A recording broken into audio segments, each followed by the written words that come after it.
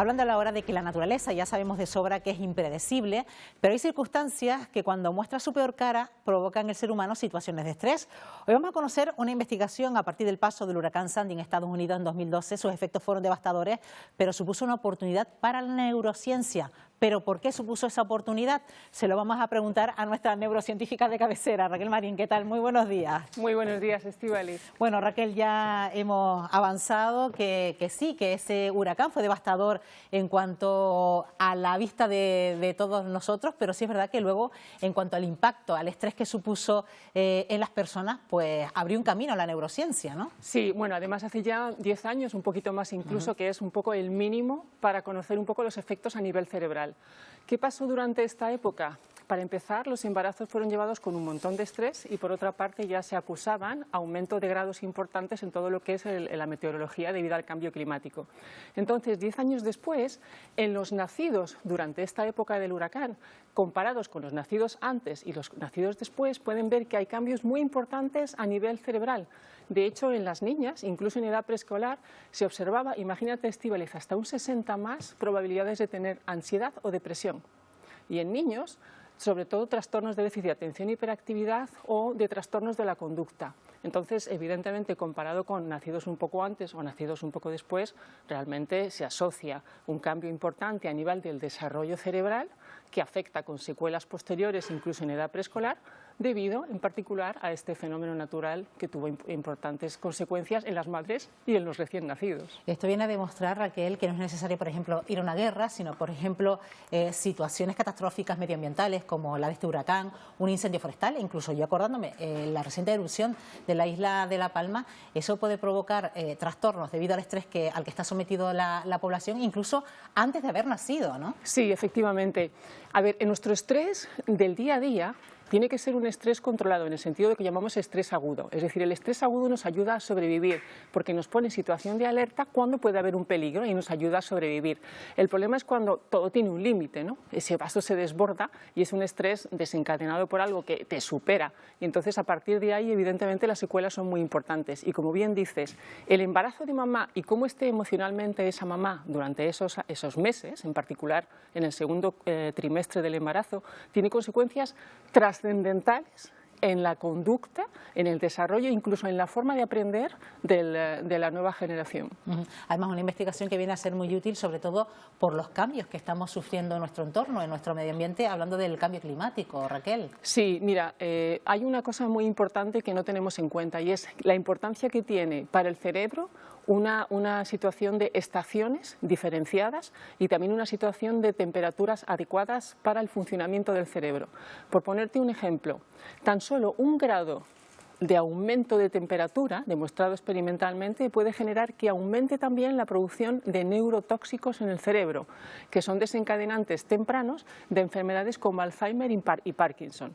¿Ello qué conlleva? Lo que conlleva es que una persona pueda ser más proclive a tener Alzheimer o Parkinson simplemente por aumentos de la temperatura e incluso empeorar los síntomas cuando ya tienes un diagnóstico de estas enfermedades. ¿Y cómo está de preparado, Raquel, nuestro cerebro para estos cambios, estas transformaciones que está sufriendo el entorno? ¿El cerebro también necesita ese periodo de adaptación?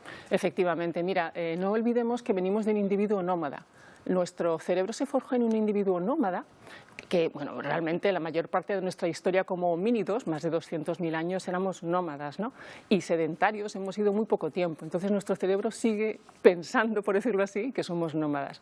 Y un nómada, evidentemente, se adapta rápidamente, a ciertos cambios, pero lo que no cabe duda es que estamos sufriendo tal cambio contextual al mismo tiempo que desde el interior, es decir, no es lo mismo tener solamente un cambio contextual externo que te afecta desde el punto de vista epigenético, y la epigenética modifica el cerebro, incluso modifica lo que producimos o cómo desarrollamos el cerebro, pero también cambios internos, ¿no? A nivel de cómo estamos internamente, ¿no? El estrés no solamente se vive en el ambiente, sino también en nuestro interior. Y entonces todo ese estrés interno también modifica nuestra conducta, nuestra forma de gestionar las emociones, nuestra forma de pensar, y para eso realmente nuestro cerebro no está tan preparado.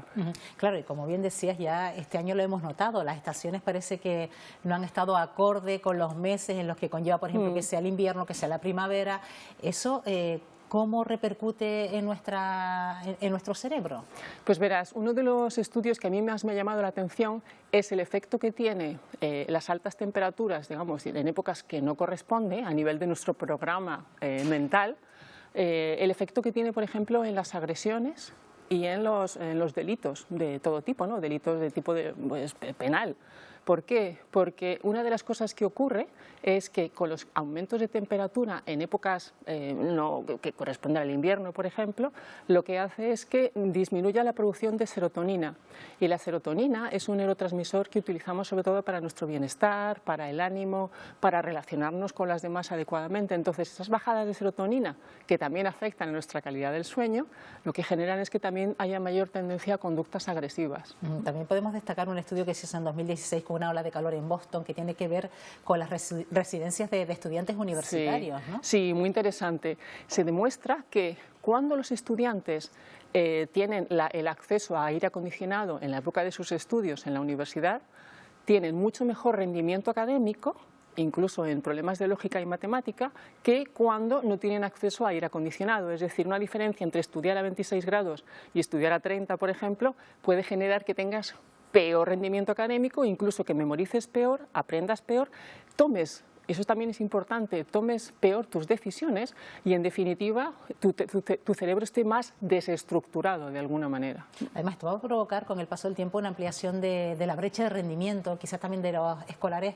cuando hablamos quizás de una población más vulnerable que no tiene acceso quizás a esas comodidades como tener aulas con aire acondicionado, con aquellos que a lo mejor tienen que sufrir las altas temperaturas, ¿no? Sí, en los estudios estos también comentaban precisamente eso, ¿no? Lamentablemente las personas que tienen menor poder adquisitivo, pues en el seno familiar no tienen a lo mejor habitaciones donde poder estudiar a una temperatura adecuada, pues el rendimiento escolar también se ve afectado. Es decir, parece que hubiera una diferencia entre aquellos que tienen un entorno familiar con mejor acceso a una temperatura adecuada frente a aquellos que no lo tienen, y eso se refleja totalmente en todo lo que está relacionado con el éxito académico, ¿no?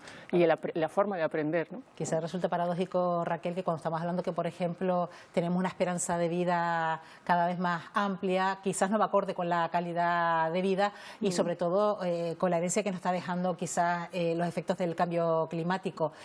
¿Cómo seremos los mayores del futuro o sobre todo los jóvenes de hoy? ¿Moriremos antes? ¿Tendremos trastornos neurodegenerativos más precoces?